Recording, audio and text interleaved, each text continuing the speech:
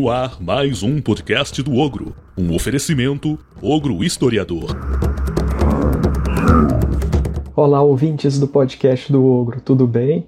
Aqui é Johnny Tagliatelli e hoje eu vou conversar um pouco com vocês sobre Childerico III, o último dos reis francos da dinastia Merovingia.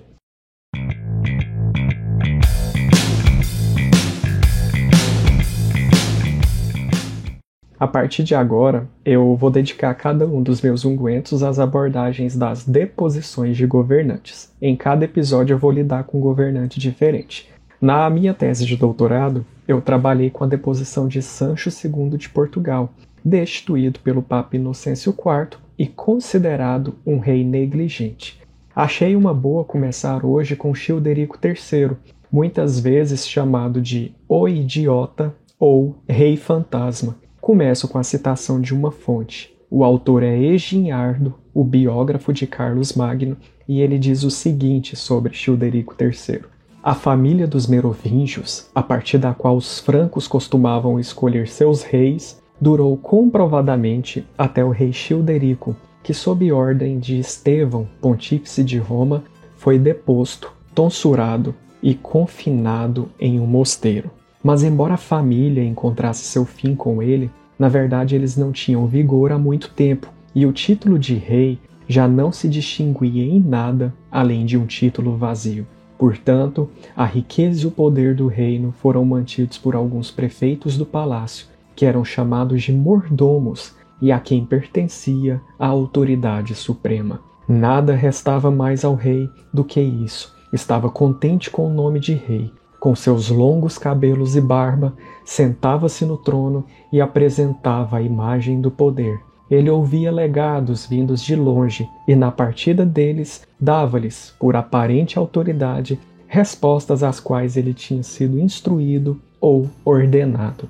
Com o quase inútil nome de rei e pequenos meios de subsistência que o prefeito do palácio, a seu critério, lhe permitia, ele não possuía nada além de uma propriedade com uma renda muito pequena em que tinha uma casa e alguns servos que o auxiliavam com suas necessidades e mostravam-lhe fidelidade. Onde quer que ele fosse, viajava em um vagão puxado por bois, conforme a moda campestre.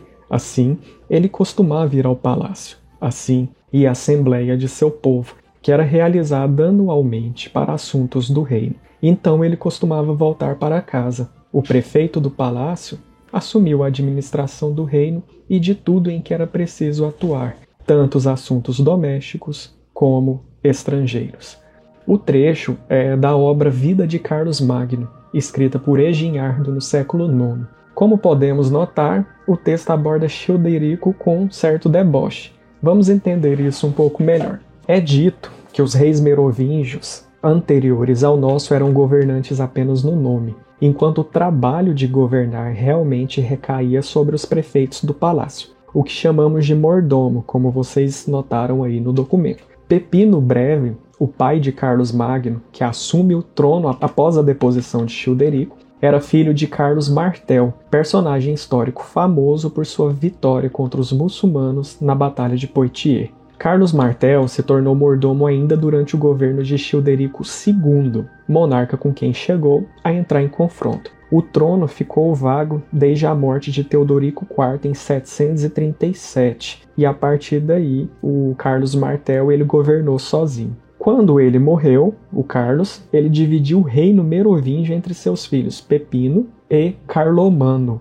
Mas a autoridade dos dois foi questionada, o que originou revoltas, inclusive, dentro da família deles. A solução que eles encontraram foi colocar no trono vago, em 743, Childerico III, um outro rei merovingio, como tentativa de apaziguar o reino franco. Só que Carlomano resolveu abandonar a vida pública e se entregar à vida religiosa, o que contribuiu para que Pepino colocasse em prática suas pretensões quanto ao trono. Mas foram os problemas enfrentados pelo papado na Itália que favoreceram a ambição de Pepino. O papado estava ameaçado pelos reis lombardos do norte da Itália. Roma estava naquele momento sujeita a Bizâncio, mas o imperador bizantino estava preocupado com seus próprios problemas domésticos e afirmava não ter condições de socorrer o Papa. Isso levou o papado a buscar a proteção dos governantes ocidentais contra os lombardos, e nesse sentido que devemos enxergar sua aproximação de Pepino, mordomo no reino franco e quem de fato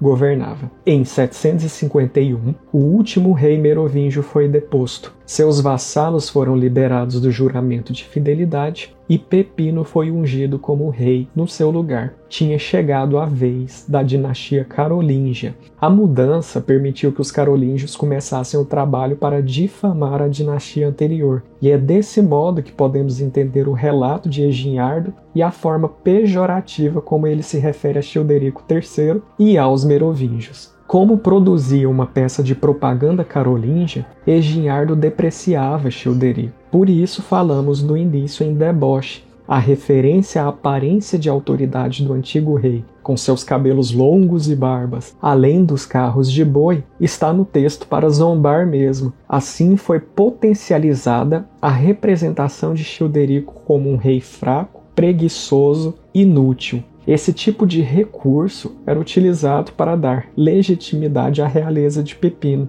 e, consequentemente, aos seus descendentes. Era preciso justificar aquela usurpação do poder e era preciso também ter cuidado com a apresentação daquela história. É daí que a tradição que diz que Pepino pediu conselho ao Papa antes da deposição pode ter sido inventada. Segundo ela, Pepino teria perguntado ao pontífice Zacarias se o título de rei pertencia àquele que exercia o poder ou àquele que possuía a linhagem real. Zacarias, Papa, teria respondido que aquele que exercia de fato o poder real deveria também carregar o título de rei. O que cronistas carolíngios fizeram foi procurar tirar a culpa de Pepino, reforçando que aquilo que o Papa fez foi regularizar uma situação existente, pois quem governava de fato não era Childerico. Para não criar precedentes que justificassem que o Papa pudesse sempre destituir reis, era preciso representar Childerico daquela maneira, para dizer que se tratava de uma circunstância excepcional. Assim se fabricou essa representação do rei idiota. É isso, pessoal. Quer se aprofundar no tema? Vou deixar lá na página do episódio, do site do Ogro, as referências que eu utilizei para essa gravação. Obrigado por me ouvirem e até a próxima!